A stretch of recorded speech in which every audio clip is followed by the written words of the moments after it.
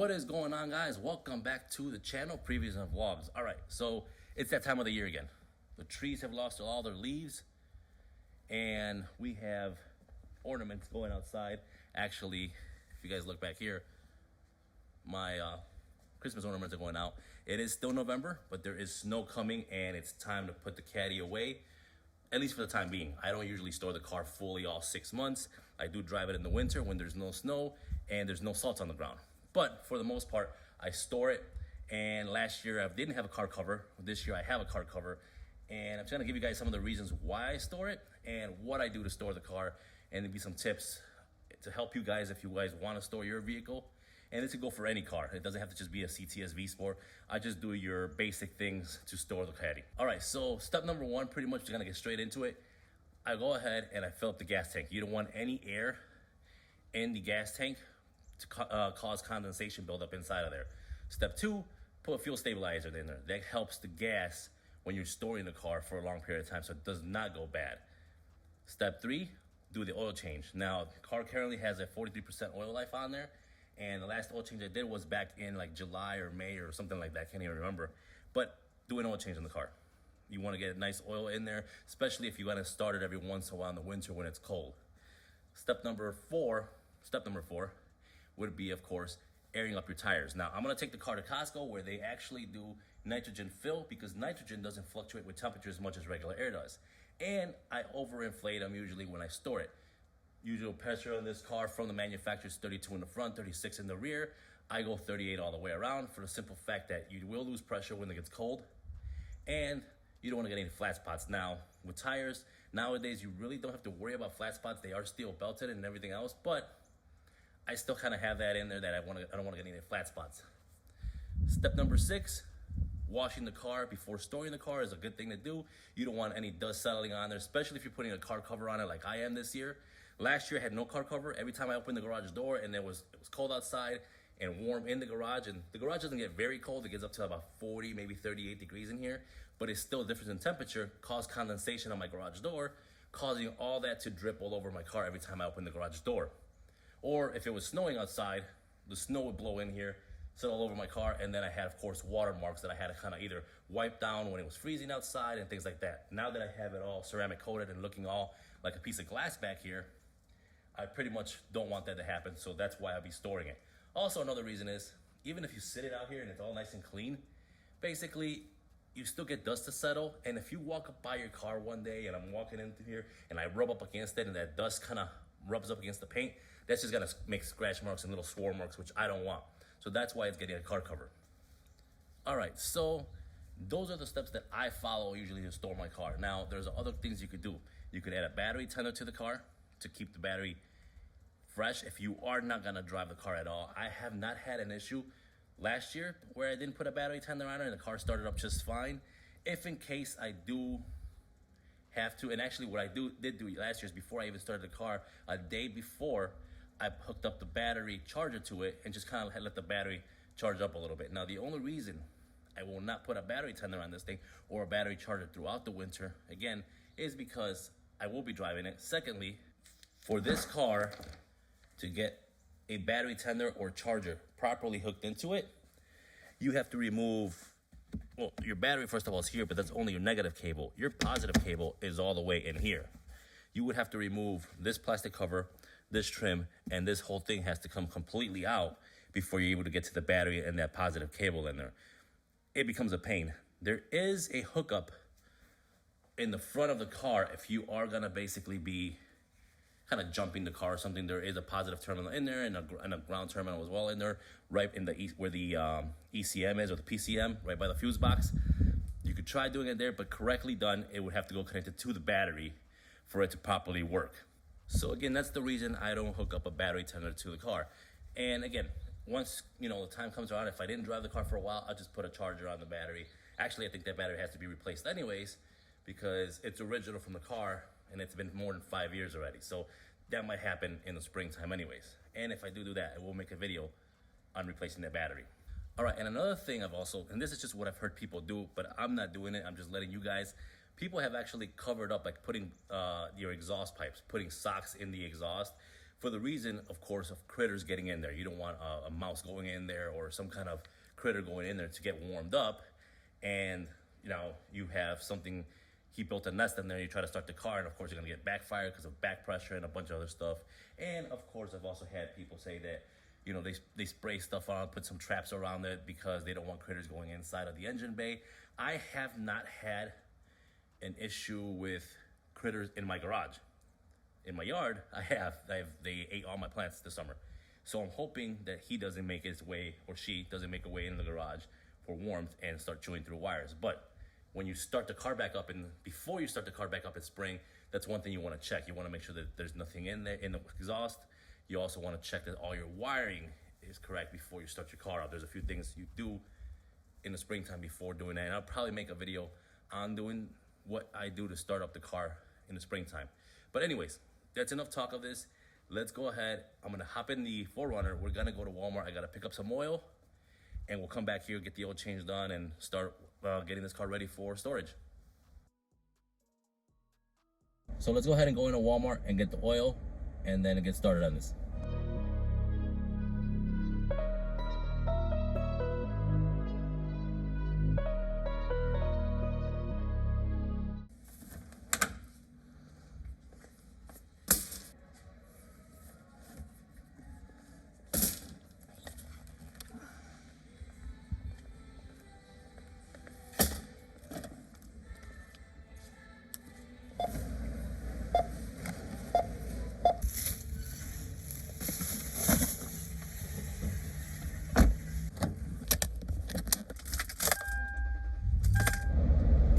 All right, so just walked out of Walmart. You guys saw me get the oil. It came out to $47.50. Now let's just do the quick math here. And that was with a $4 fuel stabilizer that when you normally do an oil change, you don't need. I'm doing that because, of course, we're putting the car in storage. So it's literally over $44, just round out the numbers. It's a $44 total for oil. That's 6 quarts of oil on the vehicle. And a filter. And that was a Mobil 1 filter that cost me $9. So if you go with the AC Delco filter, that's a $6 filter, so that would have been another $3 savings. Now, if you guys are doing your own oil changes, perfectly fine. Make sure you document everything. Make sure you keep all the records of all your receipts and everything when you bought the oil and what mileage you did the oil change. If you have a warranty. If you don't, it doesn't really matter. But the reason I didn't take it to the dealer this time is because it's Sunday. Tomorrow it's going to rain and snow and sleet, and the car's not coming out in that. The reason, of course, you would take it to the dealer is if you have a warranty, you want to keep your warranty perfectly fine and in good standings with the dealer and GM or whoever your warranty is. You would take the car to the dealer to get the oil changed done so they can keep records of everything. You can buy your own oil, Mobil 1, always keep the receipts and save money. The dealer will charge you about $20 to $25 to do an oil change, depending on what dealer you take it to. Some are cheaper, some are more expensive. But if you buy $40 worth of oil, like I just did, and go to the dealer, let's just say they charge you $25 for the oil change. That's $65 for the oil change. They can't charge you labor, at least in Illinois, they can't charge you tax on labor. And that's all they're using is the labor.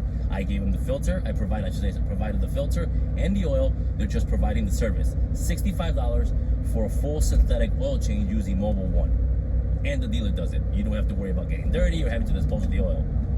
Now, of course, again, and pretty much that's what I've always done. I used to do my own oil changes. I do my own change on the 4Runner because it's got no warranty. It's 2003, so no warranty, no dealers. If something happens to the engine, it's all on me. But the Cadillac has a warranty. My wife's car has a warranty. I buy the oil, take it to the dealer, pay them their labor, and I'm good. And they have all records of all the oil changes that have been done in the car. And then if anything happens to the engine, warranty will not be able to question it. So just give you guys food for thought. If you want to save money from going to an $80, $90, even $120 oil change, I've seen some people get charged for it.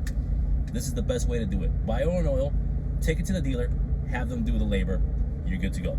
So I'll see you guys back at the house because I gotta go pick up groceries. The wife just texted me want me to pick up something. So see you guys in a little bit. All right, so now I'm back home. I got the food delivered to the wife, and we are going to actually pulled out the wife's car as well, so I could put the V-Sport in the middle of the garage so it's easier for me to work on. And I'm gonna go ahead and do a cold start on this, show you guys, of course, that muffler delete sound that I love so much. And we're gonna get working on this V-Sport and oil changing, fuel stabilizer out of the fuel tank, and then we're gonna take it to Costco, have the tires purged from air, nitrogen added to them, bring it back, wash it, and be done for storage, and it'll be down for the winter. Let's go ahead and get started on this. I'm gonna go ahead and again, I'm gonna do the cold start for you guys and then move the car into the garage.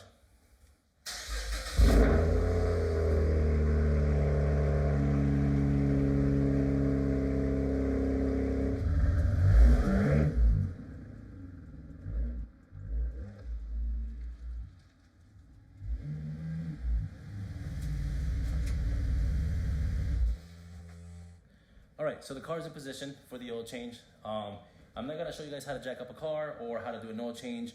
Most of you guys watching this know how to do that pretty much. Or again, if you take it to the dealer to have it done, that's fine as well. If you guys do want instructions on how to do that, my buddy Daniel has a channel called Jet Fuel Only. He's got detailed instructions on how to jack up the car or your jack points on the V-Sport and how to do an oil change. Check out his channel and his videos. I'll put a link in the description below. All right, so let's just go ahead and start working on this thing and get it ready to get it stored for the winter. All right, so here's what we're gonna do. We're gonna go ahead and add, of course, the fuel stabilizer on there. Now, this whole thing treats up to 20 gallons. The V-Sport fuel tank is about 19 gallons actually. So, and it is full. I just filled up with gas yesterday. So we're gonna go ahead and open this up. Pop a hole in this thing. And get ready to put this.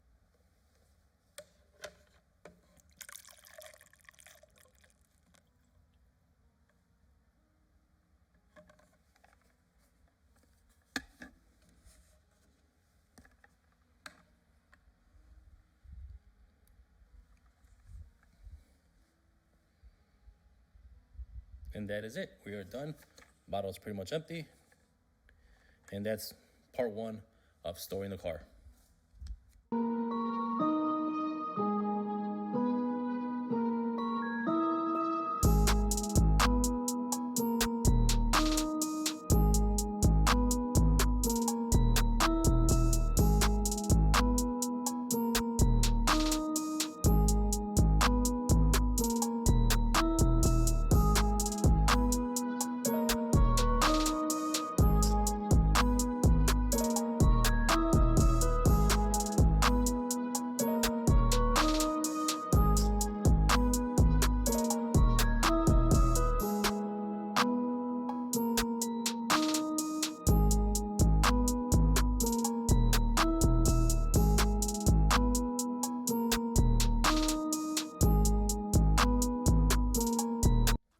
So oil change is all done.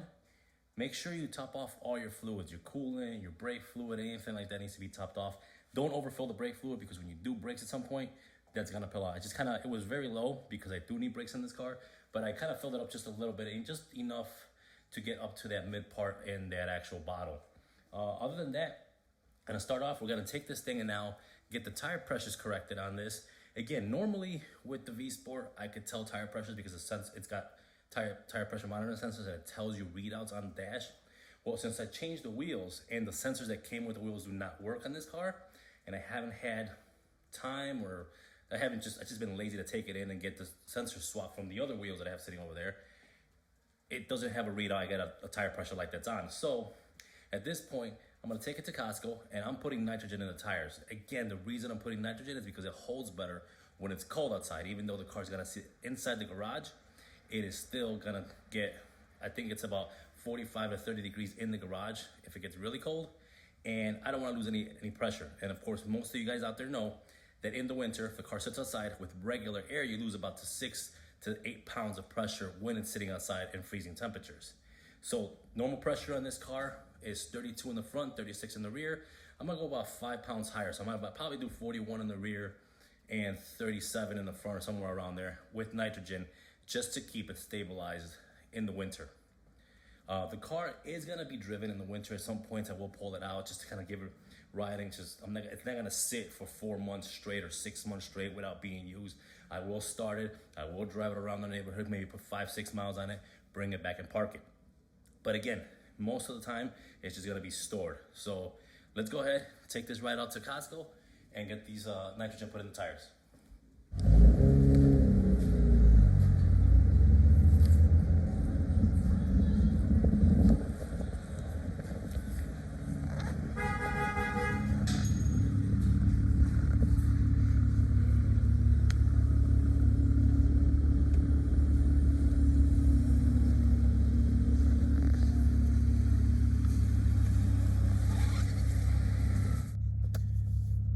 All right, so Costco did what they had to do with the nitrogen fill on the tires. Couldn't show you guys everything because I had to do some shopping and my time's running out here throughout the day. I got errands to run as well, but nitrogen is filled on the tires. Now we got to take the car to get it washed. Now, I was going to wash it at home. It's about almost 4 o'clock, and the sun's going down. So what I am going to do is I'm going to go to a touchless car wash, which is pretty much the same thing. It sprays high pressure water, and of course it's got foam and everything else, which is the same thing I was going to do. I was going to pretty much shoot it with a foam cannon and then pressure wash the rest of the car. So at this point, we're going to go ahead and do that. Then we'll drive home and finish pretty much just kind of drying the car and doing a quick detail, kind of like with quick detailing spray and stuff like that, just to get it all nice and smooth and any excess dirt that's still stuck in the paint off. So we're going to head and do that. I'm going to drive to the car wash right now and get that going.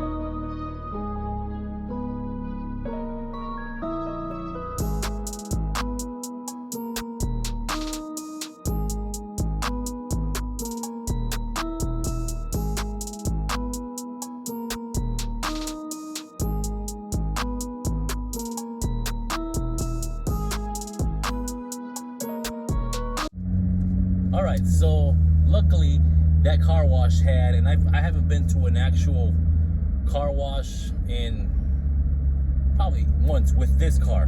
Basically, since I bought this car has not gone through a car wash. The 4Runner has. The 4Runner is a 4Runner, it's a winter car.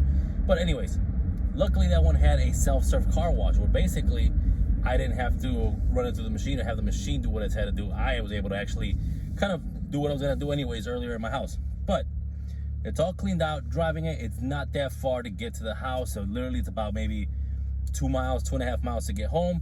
I'm going to towel dry it when I get home. Again, we're going to go ahead and do a spray, some quick detailer on it to make it look even shinier. Put a cover on it and be done with pretty much getting it ready for storage. With that being said, let's go home. Let's finish cleaning this thing up. We'll dry it up and then we'll just do a quick detail spray all over the car and be done with this.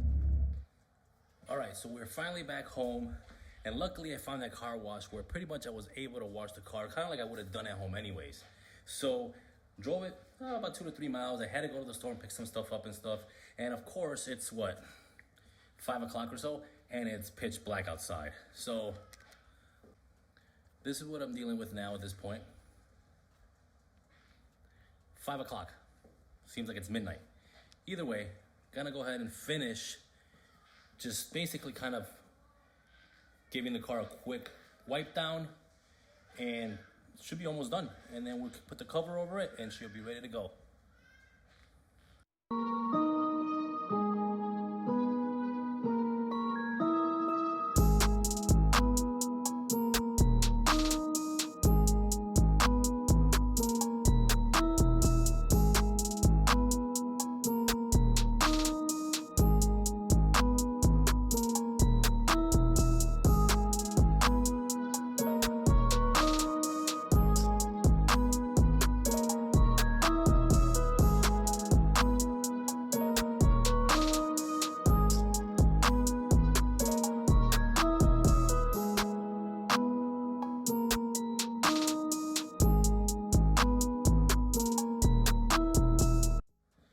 So it's all done. So it's ready for winter, it's stored, and pretty much it's not very hard to do. So all you gotta do is get fuel stabilizer. Make sure you top off your gas, all your fluids. Fuel stabilizer in the tank, just to keep, especially if it's gonna sit there for all 6 months. You don't want that fuel going bad inside the engine, inside the gas tank, and then going to your engine. Do an oil change. My car at this time had 43% oil life left.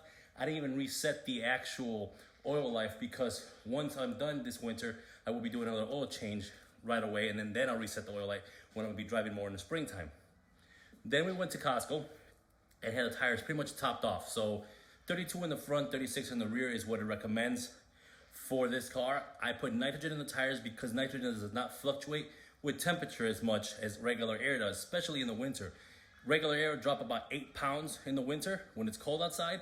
Nitrogen maybe about half of that, 4 pounds. So that way I'm not sitting here with low tires when I go, when springtime comes around, or even if I just want to drive the car around in the winter.